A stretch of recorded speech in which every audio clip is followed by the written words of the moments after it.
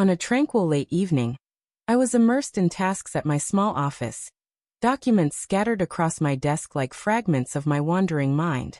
My phone jolted me from concentration with a soft buzz. It was a message from my wife of 8 years, Emily.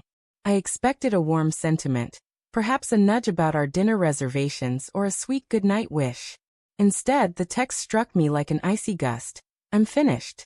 I'm leaving. Don't come after me. The words were blunt, their edge cutting deep into my core. My heart pounded, my fingers shook, and I gazed at the screen, caught in a disorienting moment I couldn't break free from. Everything I treasured, our marriage, our shared aspirations, our bond, shattered beneath the weight of those brief, ruthless words.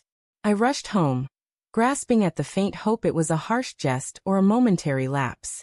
But reality greeted me. Emily's wardrobe stood half empty, drawers pulled open, her beloved suitcase vanished.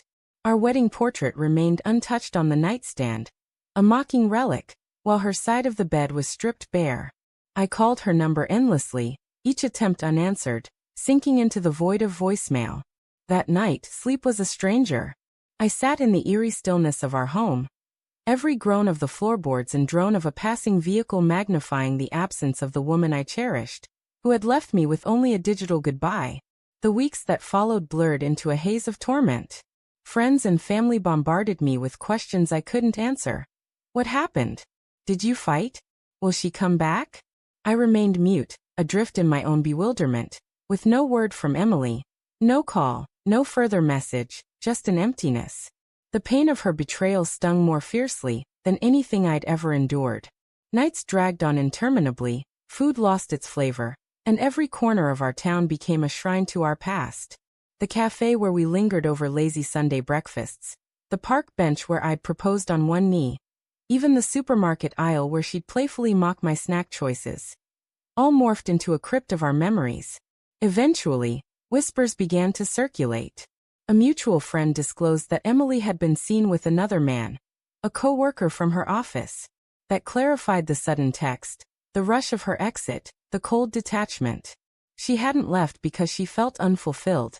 She'd left pursuing something she believed was superior. The truth seared worse than her original words. I'd been steadfast, loyal, blind to any hints, envisioning our future while she planned her departure. I felt foolish, and a smoldering anger began to overshadow the heartache.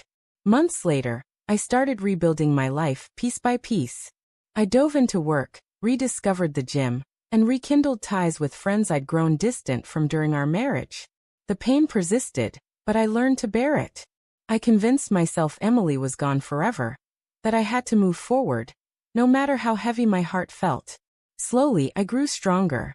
The man who once sat by the phone, yearning for answers, faded, replaced by someone more resilient, who recognized love's harshness but refused to let it define him. Then one afternoon, my phone vibrated unexpectedly. It was Emily. For a moment, I considered ignoring it, but curiosity prevailed. Her message was long this time, filled with words I never anticipated. Remorse, regret, raw desperation. She confessed that the man she left me for had betrayed her, used her, and left her broken. She admitted she'd realized too late that she'd thrown away the one person who truly valued her. Her words were heavy with guilt. I made a terrible mistake. Can we talk? I stared at the message, much like I had her farewell months earlier. But this time, I felt a quiet resolve. She'd shattered me with one text, and now she sought to return with another. Life had come full circle. Against my better judgment, I agreed to meet her at a quaint coffee shop. When she entered, I hardly recognized her. The spark she once radiated had dimmed.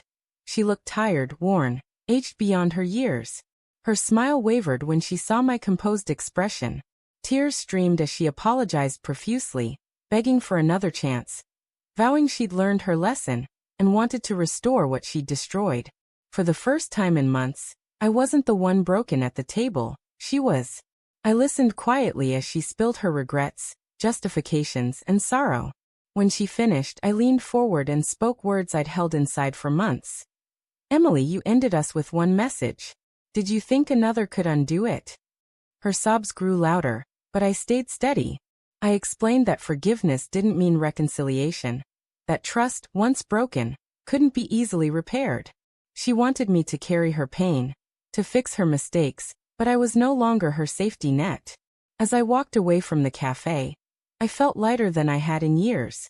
She remained there, crying into her hands, just as I had once mourned over her message. But now the strength was mine.